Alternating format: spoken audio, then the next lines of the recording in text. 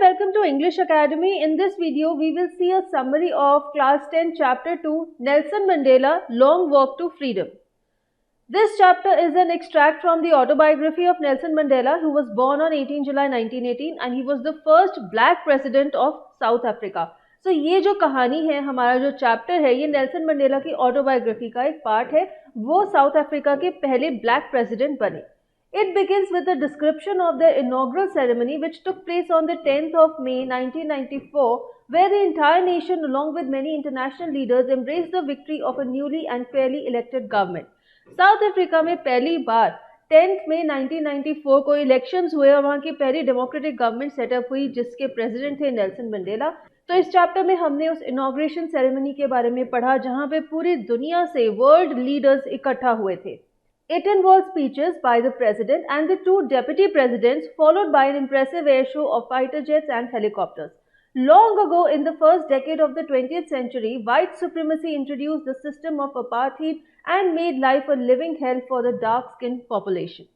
अब ये जो इनॉग्रल सेरेमनी थी, इसमें पहले तो प्रेसिडेंट और फिर जो दो डेप्यूटी प्रेसिडेंट्स थे, उन्होंने अपनी स्पीच दी और फिर हमें थोड़ी बैकग्राउंड बताई गई है कि साउथ अफ्रीका में एक अपार्थाइड नाम का डिस्क्रिमिनेशन होता था between white skin and black skin people.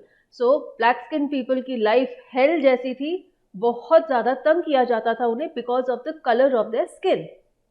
It gave rise to one of the most inhuman societies of the world. Many people have struggled and sacrificed for basic human rights. The author expressed his desire to thank all those freedom fighters who couldn't live to see this autumn day.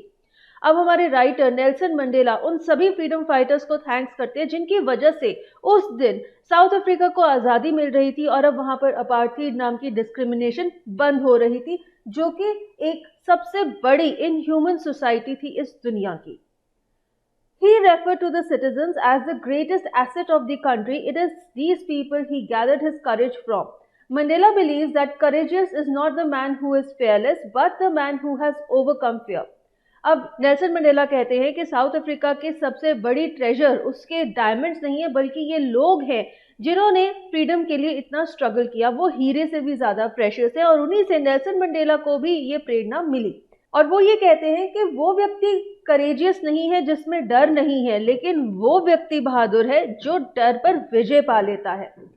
He also mentioned the two responsibilities every human has and how in order to fulfill his obligation towards the society, his obligation towards his family was neglected. He became a man of people when he realized that the idea of freedom was an illusion for him and people like him. अब ये तो हमारी video summary की है. अगर आप इस chapter की लाइन बाय लाइन एक्सप्लेनेशन देखना चाहते हैं तो उस वीडियो का लिंक आपको डिस्क्रिप्शन बॉक्स में मिल जाएगा. उसी के साथ साथ इंपॉर्टेंट क्वेश्चन एंड आंसर्स और एमसीक्यूज का लिंक भी आपको वहां से मिल सकता है.